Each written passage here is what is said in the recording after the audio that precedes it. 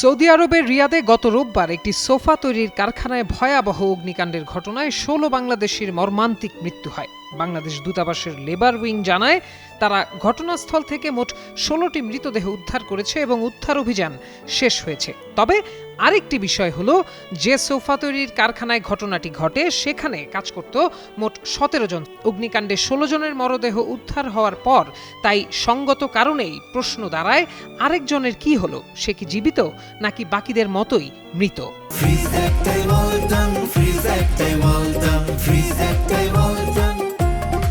এ বিষয়ে দূতাবাসের labour wing প্রবাসী কল্যাণ মন্ত্রণালয়কে জানিয়েছে, হাবিবুর রহমান হাবিব নামে ওই ব্যক্তি কারখানায় কাজ করতেন। ঘটনার সময় বাইরে থাকায় দুর্ঘটনা থেকে বেঁচে গেছেন হাবিব। সংবাদ মাধ্যম বিবিসিকে খোদ হাবিবুর রহমান জানান, স্থানীয় সময় রোববার দুপুর ১:৩০টার দিকে তিনি চুল কাটার জন্য সেলুনে গিয়েছিলেন। ফিরে এসে দেখেন কারখানায় আগুন জ্বলছে। হাবিবুর আরও জানান, তিনি ও নিহতরা নিজেরাই ওই কারখানাটির মালিক ও শ্রমিক ছিলেন, অর্থাৎ আসবাব বানিয়ে নিজেরাই তা বিক্রি করতেন।